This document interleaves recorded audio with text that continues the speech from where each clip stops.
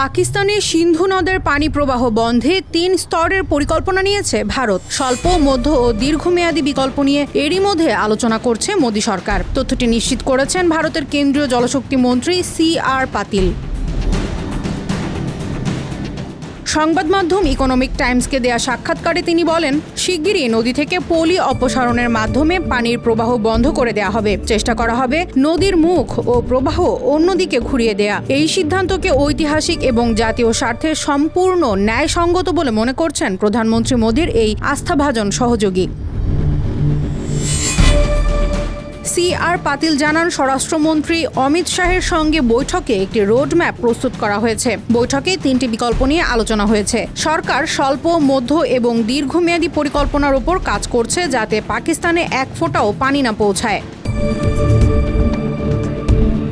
গত 22 এপ্রিল ভারত নিয়ন্ত্রিত কাশ্মীরের পেহেলগামে সশস্ত্র হামলায় 26 জন নিহতের ঘটনায় পাকিস্তানের দিকে অভিযোগের আঙুল তুলেছে ভারত। এরপর থেকেই পাকিস্তানের বিরুদ্ধে নানা পদক্ষেপ নিচ্ছে দিল্লি সরকার, যার মধ্যে অন্যতম 2 দেশের অভিন্ন নদীর পানির প্রবাহ বন্ধ করে দেয়া। এক্স পোস্টে CR পাতিল হুঁশিয়ারি দিয়ে লেখেন, আমরা নিশ্চিত করব যে সিন্ধু নদের এক ফোঁটা পানিও যেন পাকিস্তানে না পৌঁছায়। শীর্ষ নেতৃত্বের নির্দেশে ভারত সরকার 3 ধাপে অভিন্ন নদীর পানি পাকিস্তানে পৌঁছানো পুরোপুরি বন্ধের কাজ শুরু করেছে। ইসলামাবাদকে হুঁশিয়ারি দিলেও নির্দিষ্ট কারিগরি পদক্ষেপগুলো প্রকাশ করেনি দিল্লি।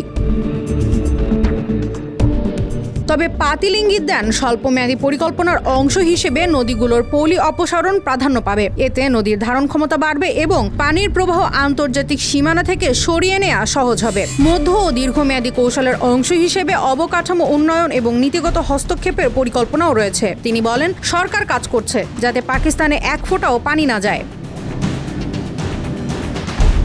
এর আগে প্রধানমন্ত্রী নরেন্দ্র মোদি মন্ত্রিসভার নিরাপত্তা কমিটির বৈঠকে এই সিদ্ধান্তের অংশ হিসেবে ইন্ডাস বা সিন্ধু জলচুক্তি স্থগিতের পদক্ষেপ নেন। ভারতের পদক্ষেপের কড়া প্রতিক্রিয়ায় পাকিস্তান সিন্ধু জলচুক্তিকে তাদের 24 কোটি জনগণের জীবনরেখা বা লাইফলাইন বলে উল্লেখ করেছে।